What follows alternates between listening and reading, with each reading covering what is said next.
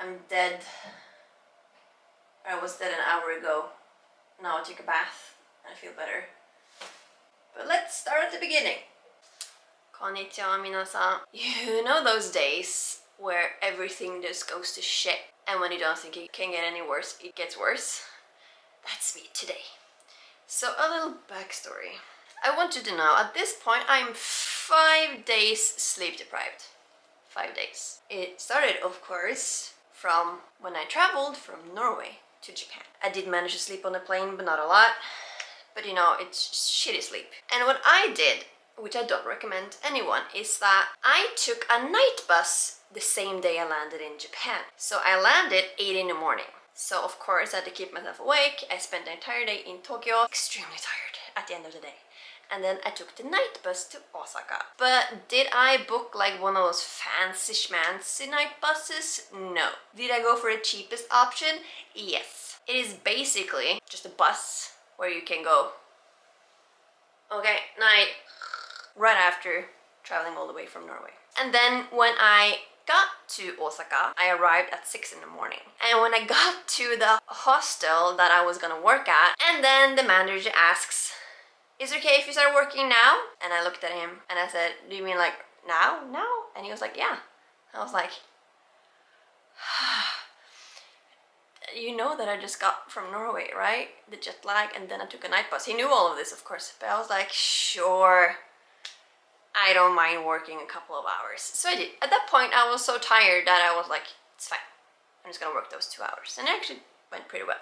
Of course, as you can imagine, I was so jet lagged and tired and everything, just overtired, that I could not sleep that night. But the problem is that it kept being bad for me during nighttime. Previously, if you have followed me, my YouTube channel for a while, maybe you know, but if you don't, I'll summarize. I'm doing this thing called volunteering, where I live in a place in exchange that I work there just a few hours a day. And I've done this now multiple places, and I had everything from like a private room to a shared room, and that worked great. It's always been, the shared ones just been with the staff, so the other people that you work with, you know, you become friends, it's nice. And the private one is of course private. This time we are sharing it with other guests too. It can be like a maximum of 10 people in total. That's a lot of people in a small room, and the shower and the toilet is inside the room. So what happens is that a bunch of people come in super late at night, making a lot of noise,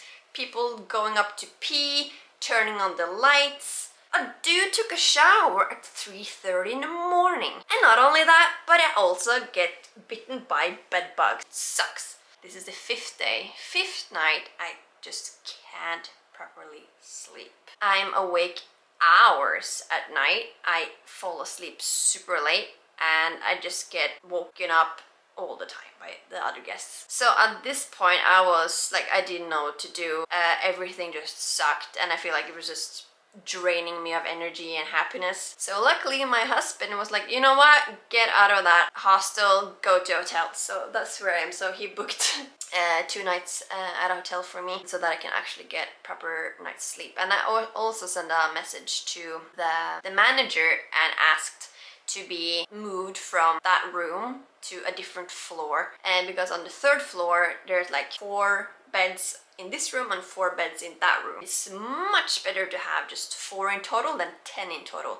And in those rooms, the toilet is also outside, so if someone gets up, maybe, you know, to go pee, just can just quietly go out into the hallway and pee there, and maybe not wake everybody up. Yeah, and it just feels like there's no private space at all. But even though, as I said, like I have shared space with other volunteers, but like we're friends, like it's fun, and we're always girls. But this time it's like it's with guests, you don't know who they are, both male and female. There's no consequences if someone is an asshole, because maybe they just sleep there one day and then they're out the next. The work at the hostel is really nice. It's super easy, just 2 hours a day. That is no problem. It's just like I don't want to sleep there. If it's not possible for me to change to the 3rd floor, or if I do and it still just doesn't work for me, then I have to contact Worldpackers, because that's the app that I use, and I need them to help me, like what do I do, because I cannot stay there for 2 more weeks if this is gonna be my situation every day. Right now, not only am I at a hotel, but I'm in Kobe. I've not been here before, so I was very excited about it. Everything just turned to shit. This is a very long video, by the way. I'm sorry if it is me ranting. It is what it is at this point.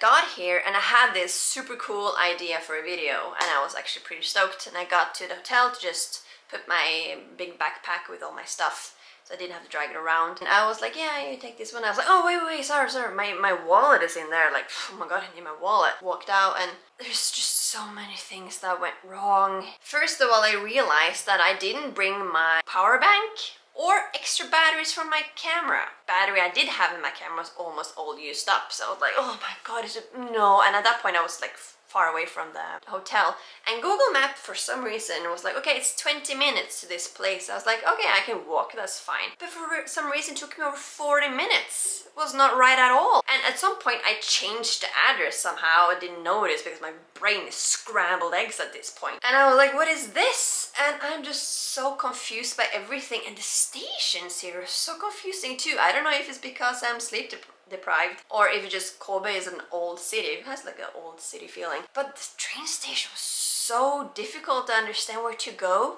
And I was like, okay, I need to find this train station. I was like, is this it? I don't know. Is this platform? Maybe. It doesn't really say on the app, or like what am I gonna do? And then I was like, no, it's not a train. I'm supposed to take the bus. And I'm like, what, didn't I notice that? And then I was like, okay, I took the one stop, get out, try to find a bus. Okay, here's the bus stop. In the middle of the street, there's no bus stop here. Like, what is Google Maps doing this to me? I'm like, oh, I'm so confused. And I'm like, okay, I found a bus stop. It's like, is this the same one? I don't know. It doesn't say it's the same. I'm so confused. And then I keep walking. No, and I just kept going wrong. And I don't know, I was so out of it.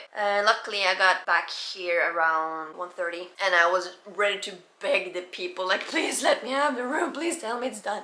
But it was done. I was like, oh, thank god. So I took a bath, I did like a hair treatment, really calmed down, had some me time, and I feel a lot better now. I think I'm gonna have a nap, even though I seem really genki now, but I am dead on the inside. Pray for me that I will get a nice night of sleep. I can't talk. And I know a lot of people are not going to be interested in this video, and that's fine. I just want to put it out there anyway. This is the footage of Kobe, and I will see you in the next video. Mata ne!